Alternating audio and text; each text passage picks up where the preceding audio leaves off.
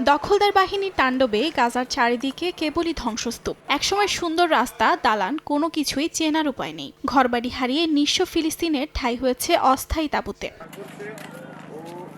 যুদ্ধবিরতি হলেও থেমে নেই তাদের দুঃখ দুর্দশা। মরার উপর খাড়ার ঘা হয়ে উপত্যকা জুড়ে জেঁকে বসেছে তীব্র শীত। অনিশ্চিত ভবিষ্যতের আশঙ্কায় দিন পার করতে থাকা গাজাবাসী তাই অস্থায়ী তাঁবুতে আছেন চরম বিপাকে। কঠিন হয়ে পড়েছে তাদের জীবিকা নির্বাহ। এর সঙ্গে আছে খাবার, বিশুদ্ধ পানি আর ওষুধের সংকট।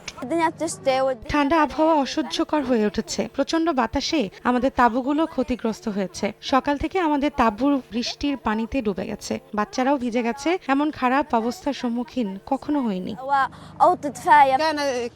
বৃষ্টি, তীব্র ঠান্ডা আর প্রবল বাতাসে জীবন দুর্বিষহ হয়ে পড়েছে। আমরা ধ্বংসস্তূপ থেকে বের হয়ে এসেছি, তবে আমাদের বাড়িঘর সবকিছু ধ্বংস হয়ে গেছে। আমাদের কোনো আসবাবপত্র নেই, কোনো আশ্রয় কেন্দ্রও নেই। জীবন খুব কঠিন।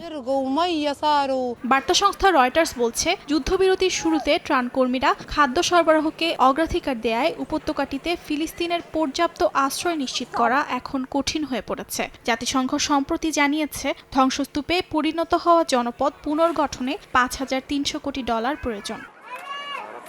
অর্জিতা শেরজিন, সময় সংবাদ।